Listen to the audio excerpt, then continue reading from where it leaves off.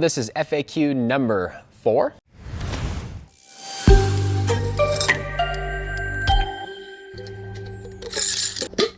So if you'd like to get your question answered, keep commenting on the videos. We love it. And I'm gonna just get started right now. So Justin says, I'm trying to save money on pumice. I'm trying to source it, but I don't want to overspend on shipping. So is there anything else that I can use locally? Do you think I can use other landscaping materials like white pebbles or river rocks? I know that Tim Wilson has used little pebbles that you can buy at almost any landscaping yard. I don't think they work as well. I would look for something porous. That's what we're hoping to do. So besides just adding like a rock into the soil, we're hoping that it has nooks and crannies to hide biology, as well as some oxygen. So perlite, it floats in water. If you put it in a bucket, all the perlite will float. Pumice also floats, but any heavier than that starts to sink. But there are a number of different materials. There's expanded shale, there's like a lot of different regional sources, and a lot of times they will be mixed into potting soils in your location. So look into it, but also don't worry. I mean, you can use perlite if that's all you have access to. I prefer to use pumice. You can also use rice hulls, but other options that might be more widely available would be red lava rock, black lava rock, any of those. You can even go to Home Depot and get it if you really had to. The difference will be price and the volume. Lava rock is a lot more porous. Pumice is a lava rock. It's just a lighter version of it. And then there's perlite and a few others. So you can use anything. The difference though with like hydrogen pebbles is they're smooth. There's no porousness to it, which means it doesn't really add any extra space for microbes in your soil, and it also doesn't really allow for oxygen to get in there, and that's the whole goal. So worst case, I would rather see you use just perlite or maybe 100% rice hulls. Jason asks, are there anything that you can top dress your earth box with besides just the worm castings and the craft blend? Yes, you can do anything you want. In fact, in the most recent video, I did a compost tea, and I actually lifted the plastic off my earth box and I irrigated through the top with the compost tea. If you wanted to put organics alive, you could irrigate it in that way. I do believe they make a granular. Absolutely, you could top that. I've deconstructed earth boxes many ways and put them together just to find this out. Alan, who turned me onto the earth box from the PFA, he makes a product called Grow Kashi. He said that it's like a stomach in there. He actually uses EM1 in the reservoir, and in any case, any way you put that stuff in there, it gets accessed for the most part. And so I've done layering of soil, I've done only nutrients on top, I've mixed it all together, I've done every method you can think of. For the most part, as long as the water is wicking and the system's working, almost doesn't matter where you put this stuff. It just becomes like an entire system that gets digested. So in that top layer, you can put anything that you want. I mean, you can go into your cupboard, grind up some pinto beans and fill it full in there and it will crush.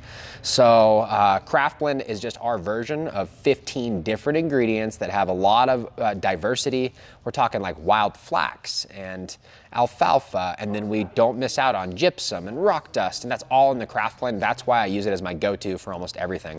And then that Colorado Worm Company castings are super nutrient dense, and so those are my favorite if I have the option. You can use gnarly barley. You can use seeds that you grind up. You can go get a wild plant in your area. I have a book called Wild Plants of the Rockies, or Edible Plants of the Rockies, and it shows you a picture in the description of the medicinal benefits of all your local plants. And so I'll go disc golfing and start cutting plants up and taking them home with me. You can top dress those in your earth box. Rule of thumb when wild harvesting is get the fresh growth tip with all the hormone and no pest or bug. And if that's the case, it's gonna be great for top dressing. So don't limit yourself. Try lots of different things in the earth box. They don't have to be BuildASoil products by any means. The ones that I show are the ones that are the path of least resistance from the products I offer.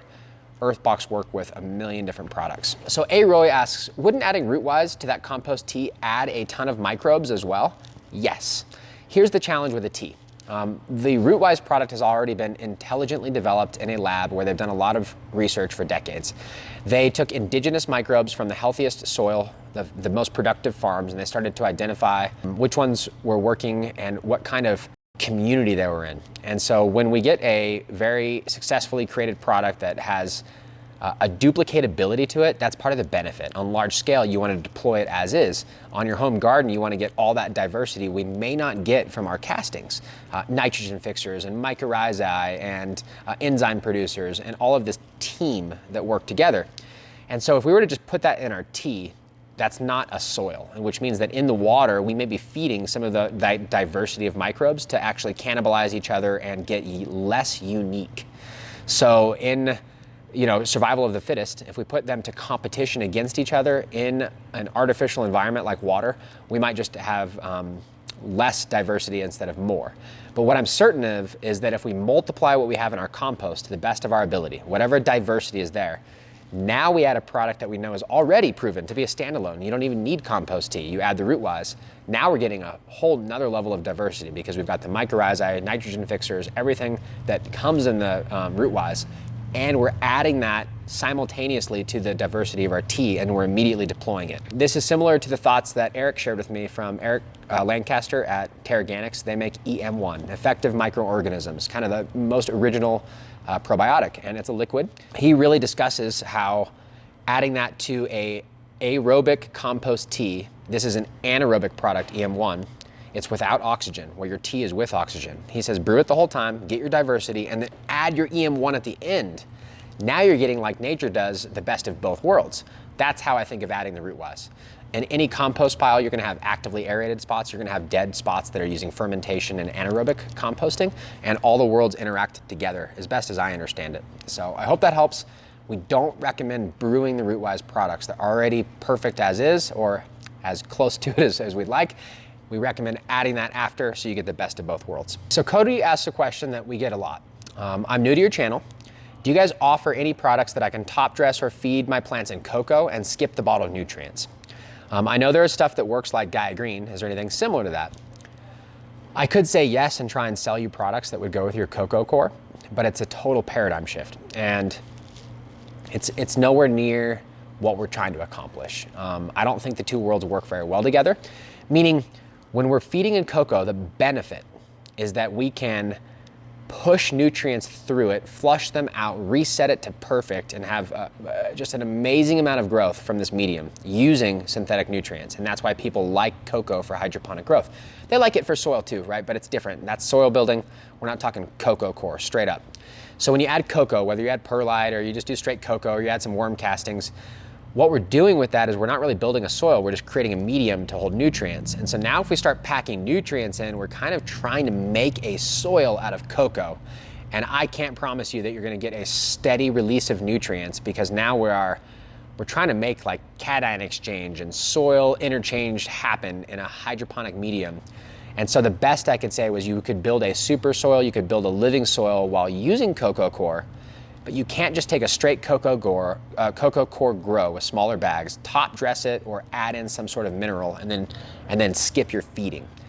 Maybe you could mineralize the cocoa core and lessen your feeding, but I would say that when you're trying to interact multiple recipes together, you're gonna be the one that has to figure that out, and there's not as much help because you're in uncharted territory.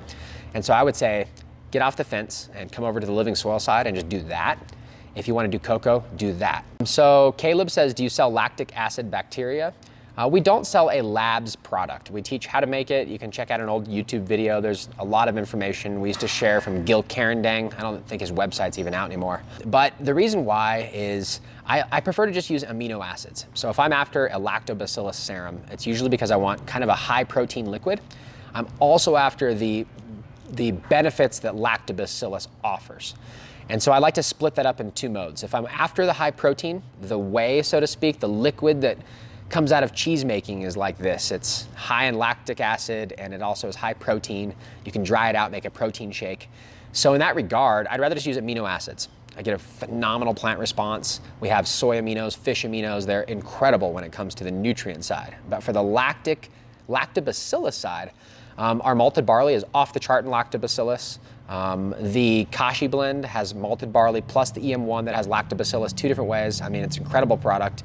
So those are the ways that we get lacto. Also, lacto is pretty naturally occurring. So making my own lacto, I don't really drink milk. So I don't have milk in my house to start to make the lacto and feed with it all the time. I got off of it. I went through a phase. I like it. I think it's totally worthwhile. But if you're like me and you don't drink milk, and so buying a milk from a factory farm cow to turn it into a product, if that doesn't appeal to you, try out BuildASoil Aminos or the Pure Protein Dry. You can foliar spray with it. It's absolute game changing. Have it in your tool belt in case you ever need a little lighter fluid for the fire. It just kicks everything up.